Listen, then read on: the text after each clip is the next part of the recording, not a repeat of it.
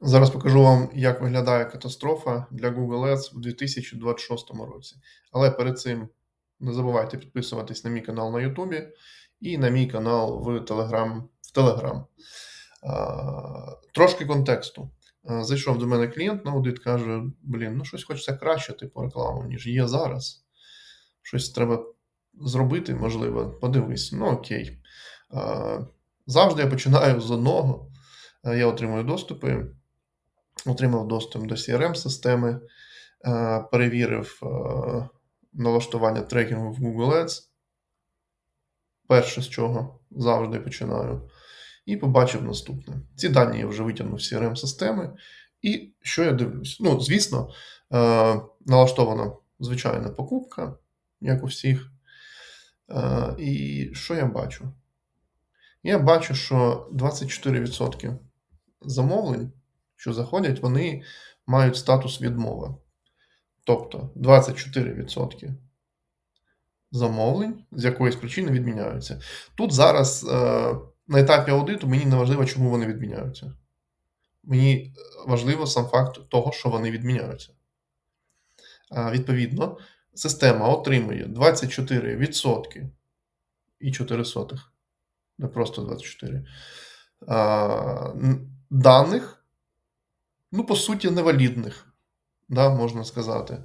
Тому що Google бачить це як покупку, по факту це відмова. В системі це згодовують, і система продовжує шукати таку ж саму аудиторію, як оці 24%, яким була відміна. Звісно, там, типу, не всі, скажімо так, фейки, дурачки чи ще хтось. Але сам факт, що типу цих продажів не було, система бачить, що вони є, спеціаліст оптимізовує під показники суперреклами, такий ще більше, а 24% там просто дані невалідні. Перший момент.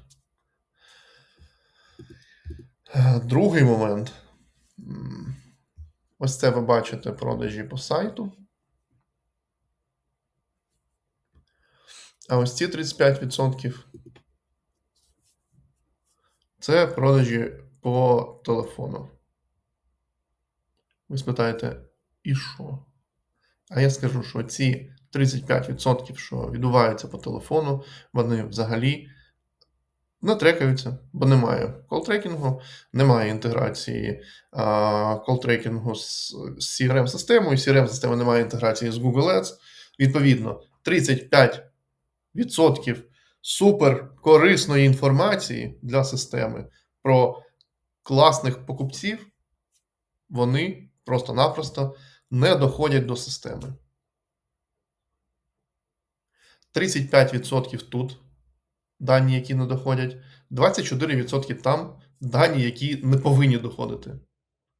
Ну, скоріше за все, не можна скласти ці відсотки, але складемо. 35 плюс 24 – це 59%.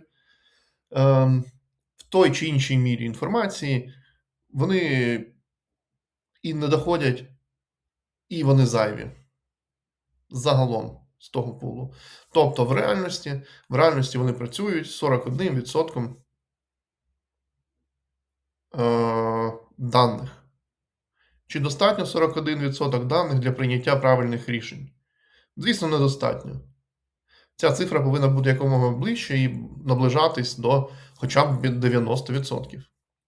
Для того, щоб можна було приймати правильні, зважені рішення. Інакше ви будете оптимізовувати пил. Ви не будете розуміти, що у вас працює, що не працює в реальності. Тому перша рекомендація, яка тут була, це, звісно, налаштовувати систему трекінгу нормально, тобто з трекінгом телефонних дзвінків, і робити інтеграцію CRM-системи з системою Google Ads, для того, щоб передавати туди інформацію тільки про угоди, які відбулись, в тому числі по телефону. Те, що сміття викидаємо, забуваємо. Все.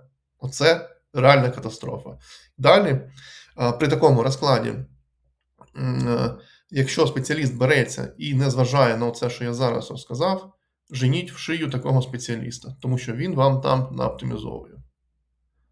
А якщо відео було для вас корисним, ставте лайк, підписуйтесь на канал. Сьогодні буде ще 2 відео. До зв'язку.